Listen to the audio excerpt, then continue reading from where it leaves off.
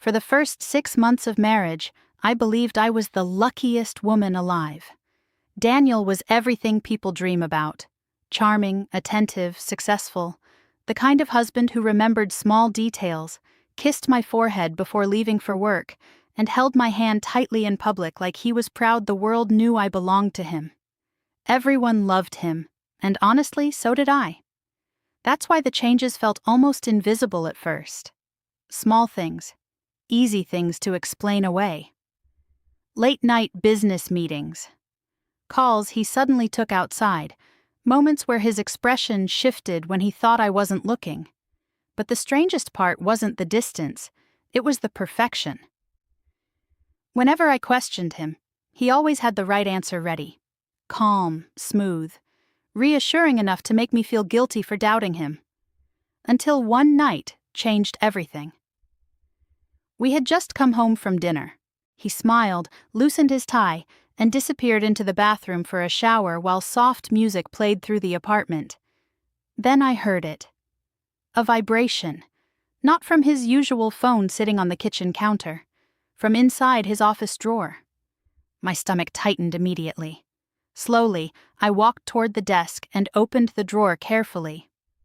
A second phone. Hidden. My pulse began racing as the screen lit up again in my hand. One message appeared across the lock screen. "She still thinks you're only hers." Every breath inside me stopped. The sound of running water continued from the bathroom while I stared at the glowing words, unable to move. Because suddenly, all the late nights, secret calls, and perfect excuses didn't feel small anymore. They felt practiced, carefully built, and standing alone in our apartment with his hidden phone shaking in my hands, I realized something terrifying.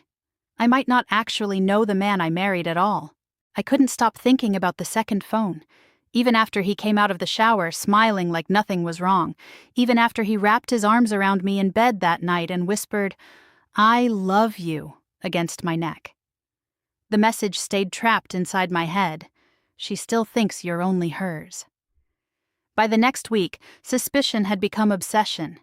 So when he claimed he had another late-night business meeting, I followed him. Rain covered the city streets as I stayed several cars behind, my hands trembling against the steering wheel. He drove farther downtown than usual before finally stopping outside a luxury apartment building I had never seen before. My chest tightened instantly. This wasn't an office. I watched him step out of the car confidently, like he had done this many times before. Then the front door opened. A woman appeared, beautiful, comfortable, familiar with him in a way that made my stomach twist painfully. She smiled the moment she saw him, and he kissed her like it wasn't the first time. My world tilted. I sat frozen in the car as she pulled him inside the building, her hand resting naturally against his chest. Not nervous, not secretive, like she believed he belonged there. Minutes later, I forced myself out of the car and entered the lobby quietly behind them. The elevator doors had already closed, but the front desk screen still displayed the apartment number. Penthouse 12.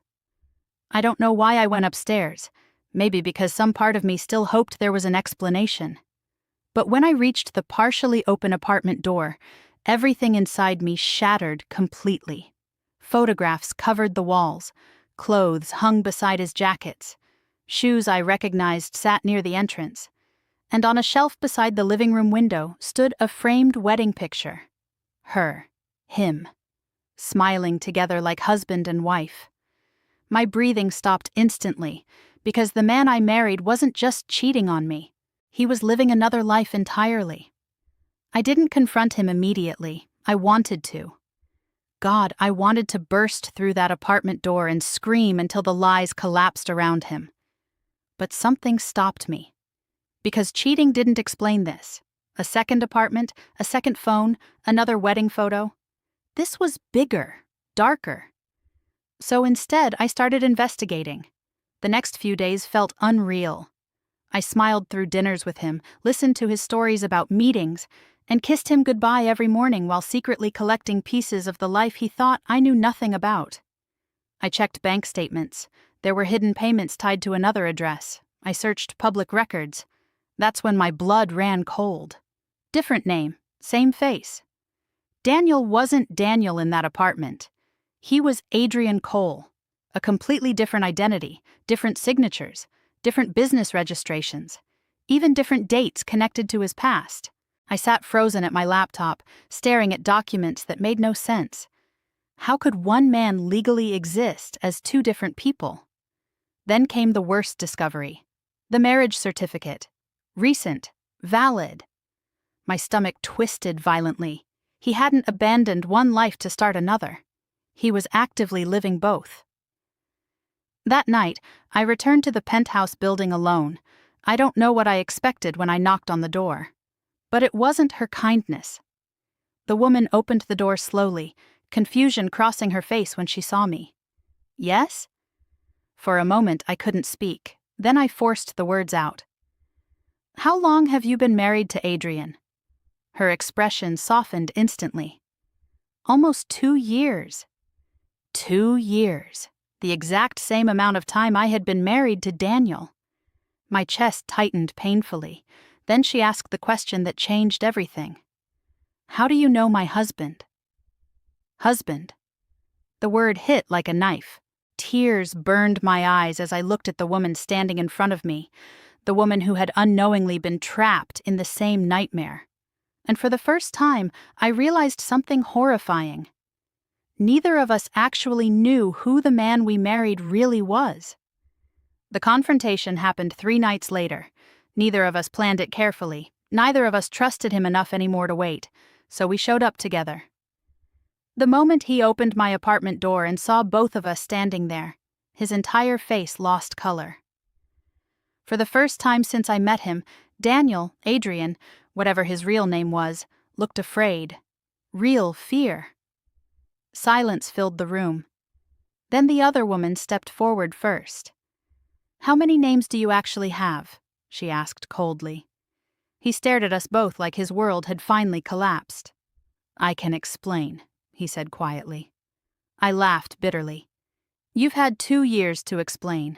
He closed the door slowly behind us, exhaustion settling across his face like he had been running from this moment for a very long time. You think this was about love, he whispered. It wasn't. Then what was it? I snapped. A long silence followed. Then he finally said the words neither of us expected. I was hiding.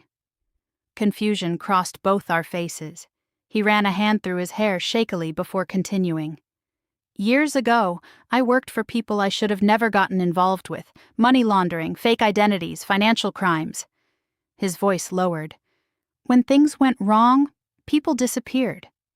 My stomach tightened instantly. So you created 2 lives? I whispered. I created backups, he admitted painfully. Different names, different accounts, different marriages. The room went silent again. Not because the explanation fixed anything, but because somehow it made the situation even darker. Then he looked directly at me, eyes filled with regret. I never meant for either of you to get hurt. The other woman laughed sharply. You married us both. His voice cracked for the first time. I didn't do it because I wanted 2 wives, he whispered. I did it because I thought one day I might lose everything, including my identity. And suddenly, betrayal no longer felt like the only danger standing in that room with us.